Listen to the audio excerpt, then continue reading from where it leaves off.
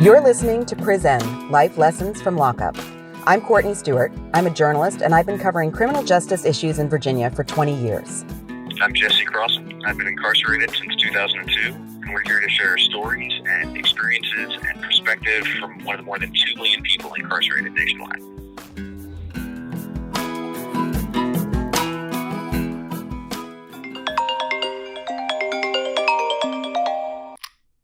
Good morning. How are you doing? I'm doing well. Today, I want to talk about grief, though, which is not necessarily a feeling of doing well, but I think it's something important for us to discuss. All right. Yeah. I mean, you have been through a very personal loss while you were incarcerated, not that long after. And I think that experience is something I would love for you to share. Yeah. So in 2006, I had been put in the hole for contraband syrup possession, and was literally in a jumpsuit and shackles when I found out that my father had died. Wow. He was living in Costa Rica at the time and had a heart issue and gone in for surgery. And I had just been kind of worried and neurotic and sitting in a cell with, nowhere to go and nothing to do and no one to talk to and losing my mind. And the psychologist came down, and I just had an amazing experience with the mental health staff at DOC. That's one of the things I'm really grateful for. But came down and said, your dad's doing fine, and he should be good. And I just thought that was amazing. And I think I went to sleep because I don't think I'd been sleeping because I'd been worried about him. And woke up, and I wasn't really sure what time it is, but they said that I had a visit. And you're not supposed to get visits while you're in the hole. It just doesn't happen. I didn't understand it. My first thought was like, how did my dad get up here so fast? Like, how did he come back? Maybe I slept for a lot longer than I thought. I just didn't know what was going on. So they marched me in shackles, doing the little shuffle because I had ankle shackles on as well. So I'm like shuffling down the boulevard, and they take me rather than to the little glass partition visitation place that I was expecting. They took me up front to the area where no one's ever allowed to go. And there I saw sitting on a little bench my mother and my stepfather. And, I just walked in and I asked, is it my dad? And she started crying and nodded her head, and I started crying. And so that was how I found out that my father had died. And it was just a horribly difficult thing to kind of deal with. And I've written about that. But it was a direct experience with grief. And one of the things about prison is that there's nowhere to run. Like, there's nowhere to hide. I mean, I guess people can, continue to get higher, continue on the path that they were on. But, sitting in front of something, there are not a lot of distractions. And in a way that makes it harder, and in another way, it's a blessing. I'm picturing, so you go in, you have this news delivered, you're wearing shackles, you're in the hole in prison. At that point, just were you able to spend a little bit of time with your mom, or was it just kind of like get the news and then they led you back? I think they gave me an hour. It might have been a half an hour. I can't really remember. I really kind of became numb. I remember just not knowing how to process it. It really took me years before I really processed that experience, where years later, the prison that I moved to was confiscating all the pictures of my father because he had his shirt off, and it was considered a semi-nude photo, and therefore it was contraband. And it felt like they were taking my dad from me. It was the first time, because he'd been down in Costa Rica. I hadn't necessarily been seeing him consistently. I hadn't been talking to him consistently. So it almost felt like he was already gone, but I had those pictures. And because he was in Costa Rica, he never wore a shirt. He was just running around like a madman in the jungle. And when they took those pictures, that was the first time it felt like they were really taking him away from me. And I lost it. I was like half in tears, half just furious, just completely losing my mind, because this policy obviously didn't make any sense. I mean, the policy is nominally to protect people from other people looking at their family photos, or protect them from looking at pornographic images. I really don't know. I don't think there's a good justification, but it clearly was not intended to take pictures of a person's father who had died. But that's what happened, and I lost it. Like, I remember getting to the cell when I moved in and just still being just full of tears. And that was when I really kind of grieved the loss of my father. And again, that was years later. It was not a pleasant experience. So I would think that, grieving, it's an individual process, and people go through it in stages and at their own pace.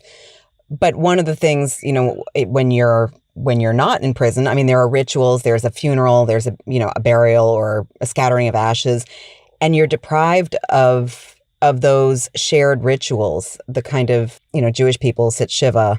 There are just these ways in which we do have structures for processing grief that you don't necessarily have in prison.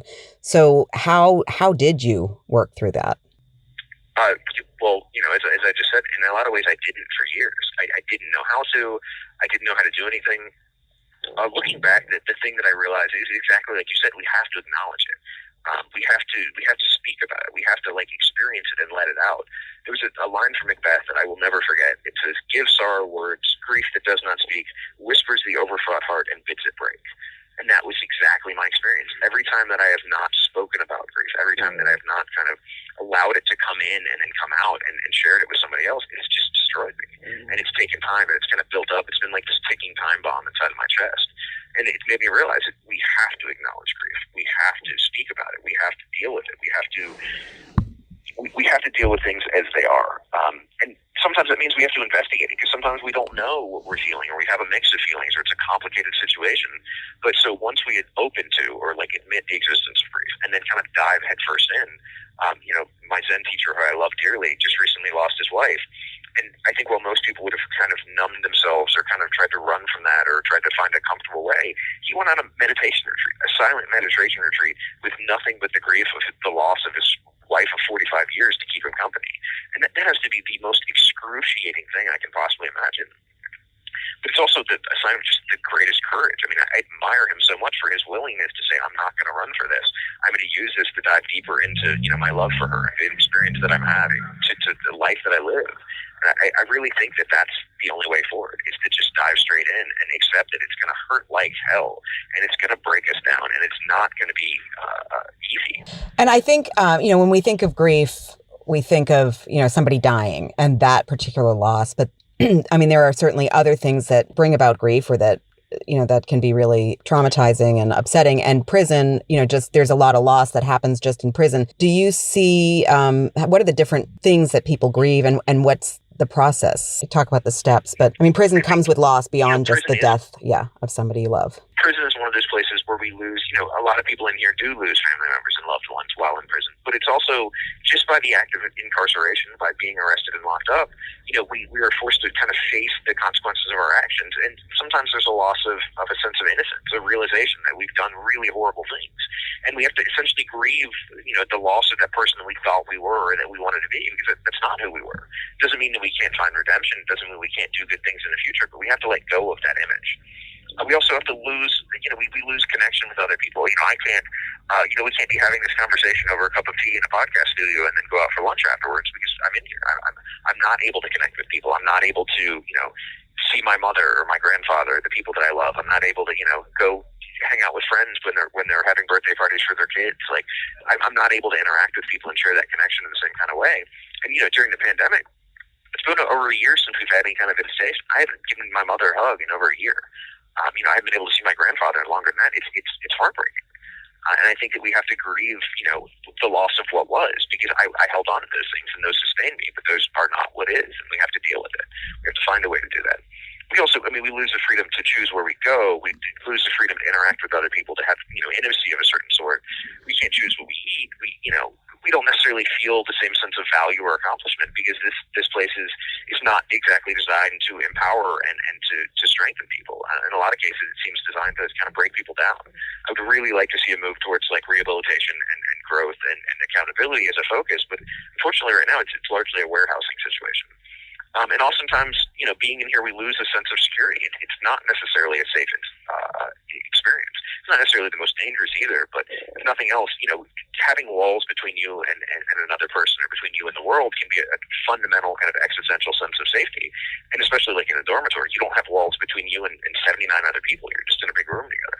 Even in a cell, you usually have a roommate. So you're going to sleep with somebody that you didn't meet until the day that you moved in the cell, and you have no idea, and is often in there for murder or something horrible, which actually, it's not actually that big a deal once you get used to it, but it's just that fundamental sense of security that I'm not going to go to bed tonight next to someone who has killed someone, or someone who's raped someone, or someone who's done something horrible, is gone. So it's both an accountability in ourselves that we have to grieve, accepting the things that we've done and move forward, as well as the people that we're around. So you've been, you've gone through your own grief. Certainly you've also seen other people around you in that setting go through grief and loss. How do you see those things manifest? It depends. There are a lot of people who just numb themselves, who just, stay high or stay drunk or just refuse to, face things in any kind of way. And there are people who spend their entire times in prison doing that. And it's horrible because what is essentially an opportunity for growth and change becomes nothing but a, kind of a way, a stop along the way of just this horrible, destructive path. Some people, I remember, I read a book by Carl Molanus called "What It's Like to Go to War" years ago. It was just hugely transformative. And he was talking about his experience in Vietnam and how soldiers had no tools to cope with grief. There was no process. There was no way it was even being discussed.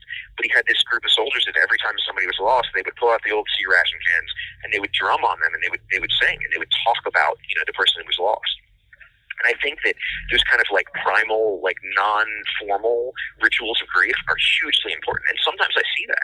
I've seen people who, have gotten the news on the phone or gotten the news from, the counselor and gone, and rather than just kind of hiding in a hole, gone to their friends and cried and talked and kind of made music and made rhythm. And the more that I've read about grief and trauma, the more I find that, what's called bilateral stimulation, which is from left to right in your body, which is what EMDR is based off of, which is it's this healing thing, and drumming is essentially the most primal and simple form of bilateral stimulation. The idea of creating rhythm and interplay and interaction, it gives life. It allows the body to kind of process the grief that's there and not just be held within. Because grief is not just an intellectual process, and if you only process it intellectually, you're carrying this ticking time bomb in your heart, just like I talked about. I mean, the crying is not just about an emotion; it's about a physical experience. I mean, grief is a physical experience. So some guys, talk, some guys, stay numb, some guys interact in really healthy ways. Again, I've had a really good experience with, the mental health department and in different places, someone that I can talk to and connect with. So there are ways to move forward, but again, as you said, there are no rituals and there is no structure. So it's largely kind of an individual endeavor where we hope to find a way and are usually kind of foundering in the dark. And it seems like, these are things, grief and trauma, things that happen before people end up incarcerated. I mean, there is an interplay, people's mental health, their behavior. I mean, all these things can contribute to offending. Putting these systems in place seems to me providing people support and healthier ways of coping really is beneficial, not just for the person who's grieving, but just sort of for society as a whole is how I think about that. If we think about that as sort of a holistic approach to people's well-being. I think one of the best things we can do for public safety is institute a program of support for addiction and for trauma, because I think those are the two leading causes of criminality. I think they're the two leading causes of child abuse, of just horrible experiences in the world. I think that genuinely, if we could address those issues societally, or at least address them in prison, which is kind of a post hoc issue because we're dealing with it after the crime has occurred, but at least we can then prevent future criminality. We can prevent recidivism. We can prevent, trauma and further harm from coming in here, because it definitely occurs in here. And I think that if we recognize that and we look at, helping people process and giving people structure and giving people ritual, it is one of the best things we can do, not only for the individuals involved, but for protecting future victims that will not be offended against, because people are going to actually be able to process things in a healthier way. People are not going to stay, locked in addiction, locked in fear, and locked in trauma that leads them to lash out or leads them to act destructively.